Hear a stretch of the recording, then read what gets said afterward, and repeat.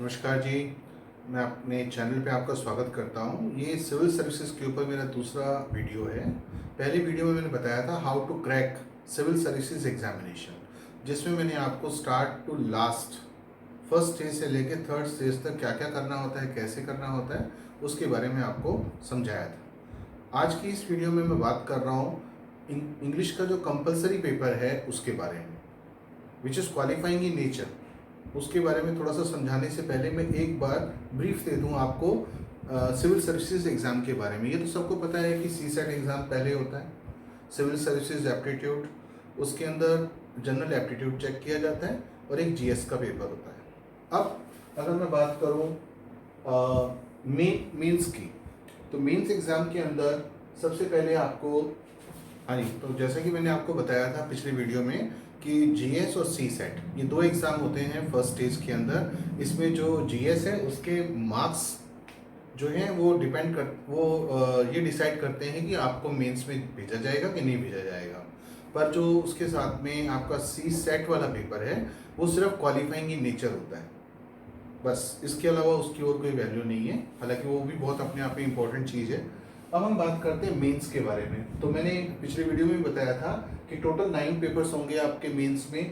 पहला एसए के बारे में है, 5 जो है जीएस है। जीएस का मतलब है general studies, ethics, polity, geography, history, अलग अलग एनवायरनमेंट, इकोलॉजी, लगभग हर तरह का जो डिसिप्लिन है, यानी कि हर तरह का जो क्षेत्र है उसके बारे में क्वेश्चंस पूछे जाते हैं। अच्छे से डिटेल में जाके, जनरल में नहीं पूछे जाते हैं, आपकी जनरल नॉलेज चेक की जाती है हर चीज़ के बारे में।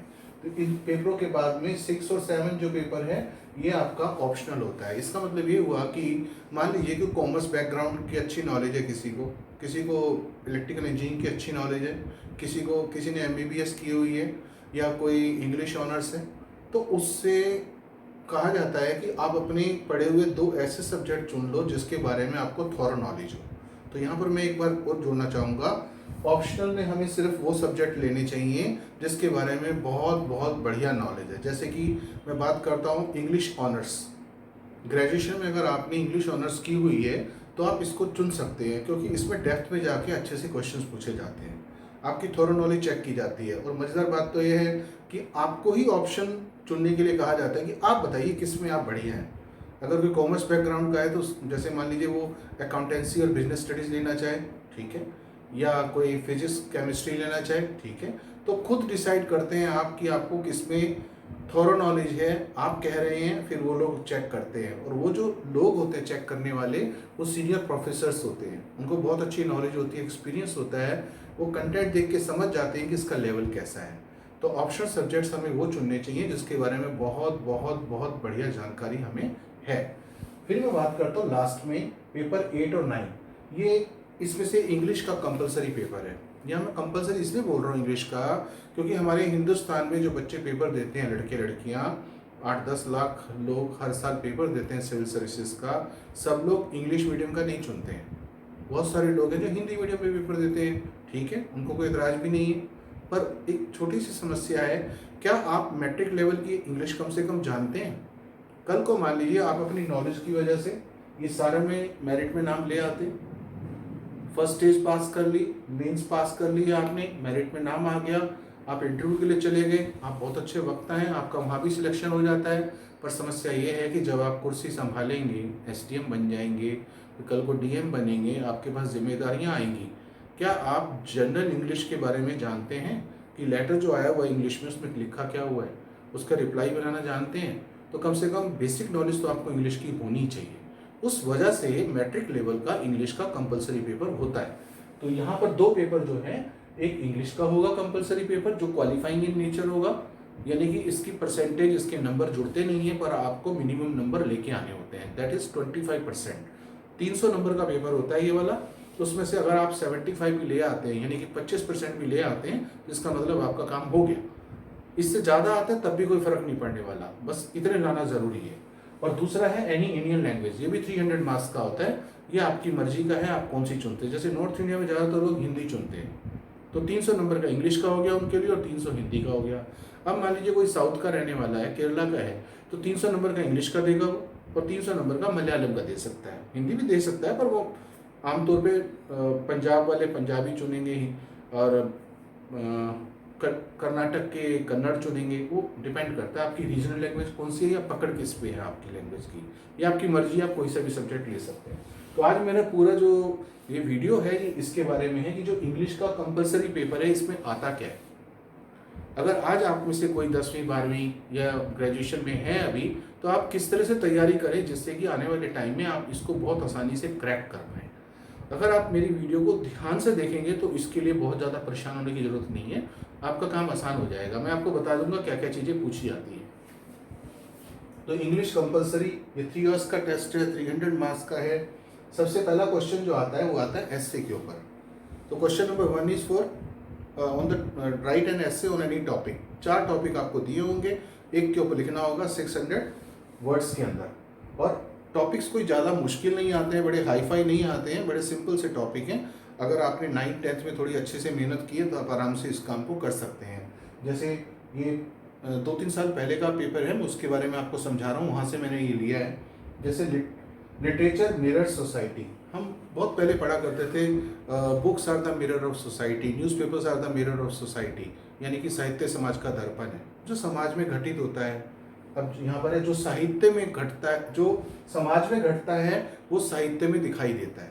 मुंशी प्रेमचंद के ज़माने में ज़मीन को लेकर जो दिक्कत आती थी, उन्होंने 2 बीघा ज़मीन, उस पर बाद में पिक्चर भी बनी है 2 बीघा ज़मीन, अपनी गोदान नॉवल के अंदर, उपन्यास के अंदर उन्होंने इसका जिक्र किया। अलग अलग चीज़ों के बारे में हमें देखने को मिलता है जब उनको अध्ययन करते हैं कि उस ज़माने में तत्कालीन समाज में, यानी कि कंटेम्प्रेरी एरा में क्या होता था। तो इसके ऊपर आप अपने व्यूज़ लिख सकते हैं, क्योंकि आज जो घटित हो रहा है वो लेखक अपने किताबों में, स्टोरीज में, ड्रामाज में वो चीज़ मेंशन करेंगे। Impact of westernization on the Indian family, ये जो पाश्चीकरण यानी कि पाश्चात्यकरण जो होता जा रहा है भारतीय परिवार पर, भारतीय परिवारों पर इसका क्या प्रभाव पड़ रहा है। वी आर टर्निंग वेस्टर्नाइज, हम लोग सब जो है ना वेस्टर्न कल्चर की तरफ भाग रहे हैं। और मजेदार बात तो है कि वो लोग हमारी तरफ आ रहे हैं, वो योगा को अपना रहे हैं, हमारे कल्चर को अपना रहे हैं, नमस्ते को अपना रहे हैं, हम उनकी तरफ जा रहे हैं। तो इसका क्या प्रभाव है।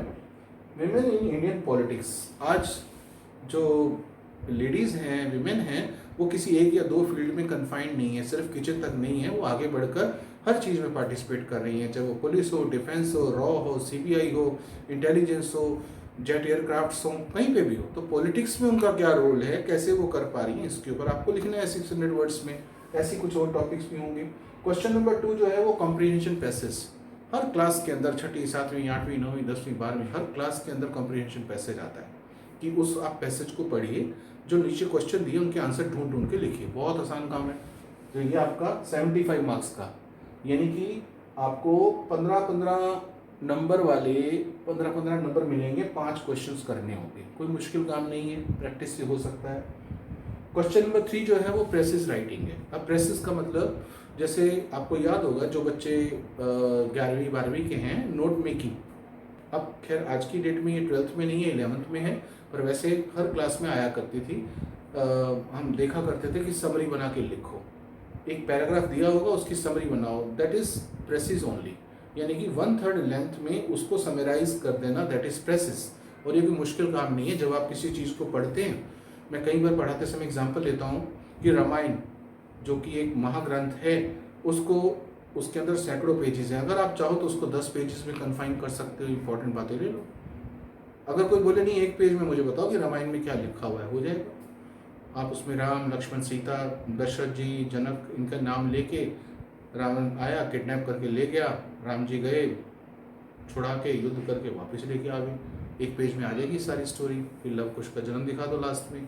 पर अगर वो ये कहें कि नहीं हमें तो 1 लाइन में बताओ क्या है, तो Ramayana is the story of Lord Ram, बस हो गया, आधी लाइन में मैंने काम चला दिया।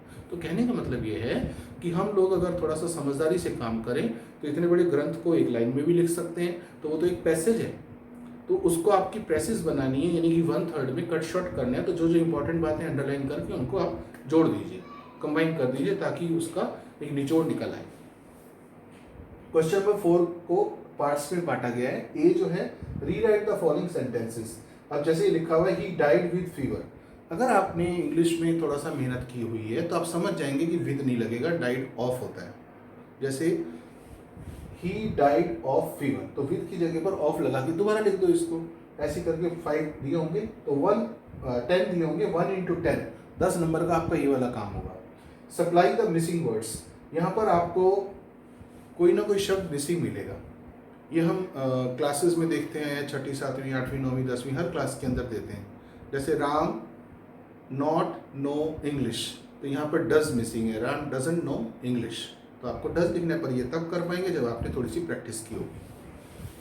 उसके बाद है C, use correct form of the verbs, बहुत कॉमन है, बहुत आसान है, जिसको टेंसेस अच्छे से आते हैं, is am are was were, ये सब चीज़ें पता है, first form second form third form ING form क्या होती है, उसके साथ हेल्पिंग अप कौन से लगते हैं, और वॉइस का चैप्टर जिसने पढ़ा हुआ है वो इसको बहुत आराम से कर सकता है। जैसे I dash within bracket go to office some years ago, तो इसका मतलब ये हुआ कि पास्ट की बात हो रही है, तो I went to office some years ago, I went to Haridwar some years ago, past की बात होगी तो सेकंड फॉर्म लग जाएगी, क्योंकि आपको पता है पास्ट टेंस लगना है यहाँ पर। उसके बाद इसी तरह के और सेंटेंसेस होंगे। नेक्स्ट है राइट एंटोनिम्स, सिनोनिम्स और एंटोनिम्स, ये दो अलग अलग कॉन्सेप्ट है, पेपर में कुछ भी आ सकता है। सिनोनिम्स का मतलब होता है सिमिलर वर्ड्स और एंटोनिम का मतलब होता है अपोजिट वर्ड्स, तो उसके लिए आपकी वोकैब ठीक होनी चाहिए, थोड़ा थोड़ा इस पे भी काम करना है, कोई ज़्यादा मुश्किल नहीं आते हैं पर मेहनत तो करनी पड़ेगी। Question number 5, do as directed है, यानी कि रीराइट एज डायरेक्टेड, जैसा कहा गया है। बेसिक ग्रामर, इसमें आपको बेसिक ग्रामर की नॉलेज होनी बहुत ज़रूरी है। मैंने लिखा है कि बेसिक ग्रामर में क्या क्या चीज़ें आती हैं। Next it comes to use these words in a sentence without changing forms. अब जैसे कंफ्यूज लिखा हुआ है, कंफ्यूज को आपको एज इट इज यूज करना है सेंटेंस के अंदर, पर इसकी फॉर्म आगे और चेंज नहीं करनी है। ऐसे वाले सेंटेंसेस होंगे। फिर choose appropriate words, the terrorist dash, अब दोनों में से क्या आएगा, जिसने पढ़ा हुआ है, जिसको मतलब पता है वो तो कर लेगा, जिसको नहीं पता वो गलत करेगा। Fear in the minds of people, तो टेररिस्ट इंस्टिल, यहाँ पर इंस्टॉल ना आके इंस्टिल आएगा, भर देते हैं, तो जिसको ये बात नहीं पता वो नहीं कर पाएगा, तो थोड़ा सा इस पे काम करना है आपने। नेक्स्ट है द स्टूडेंट्स डैश रिटर्न या retort to the words of their teachers, retort यानी कि रिपीट करना, रिटर्न का मतलब वापस कर देना, पर रिटोर्ट का मतलब होता है दोहराना, तो यहाँ पर रिटोर्ट आना चाहिए। यूज ईडियम्स और फ्रेजेस इन ए सेंटेंस, मैंने एक वीडियो बनाई है ईडियम्स और फ्रेजेस के ऊपर जो इंपॉर्टेंट है, आप उसको देख सकते हैं। बेसिक ग्रामर के चैप्टर हैं, उसके लिए भी आप वीडियो देख सकते हैं। थ्रू थिक एंड थिन को आपको यूज करना है। थ्रू कोल्ड वाटर, इसको कैसे, जब तक आपको इनके मीनिंग नहीं पता होंगे, जैसे हम बहुत बार बोलते हैं something is always better than nothing, इतना रटा हुआ है सुन के, पर बहुत सारे हैं जो शायद आपने कभी यूज़ ना किए हों, ना सुने हो, तो इसलिए आपको थोड़ा सा अपनी इडियम्स और फ्रेजेस पे भी काम करना है। तो इतना बताने के बाद मैं कह सकता हूँ कि ये मैट्रिक लेवल की इंग्लिश है, कोई ज़्यादा मुश्किल नहीं है। 9th 10th में हम बहुत बार देखते हैं ये सब चीज़ें, और बेसिक ग्रामर जो 50 मार्क्स की आती है इस पेपर के अंदर, उसमें आपको ये चीज़ें आनी चाहिए। टेंसेज हैं, प्रपोजिशंस, वॉइस, मॉडल्स, नरेशन और determiners, article, A and the, ये सब चीज़ें उसके अंदर आनी चाहिए। तो जिस बंदे को ये सारी चीज़ें आती हैं वो आराम से इसको कर लेगा। और मेरी जो कुछ वीडियोस हैं वो इसमें आपको हेल्प दे सकती हैं, क्योंकि बड़े सिंपल तरीके से मैंने वो सब चीज़ों के बारे में बात की है। Thank you.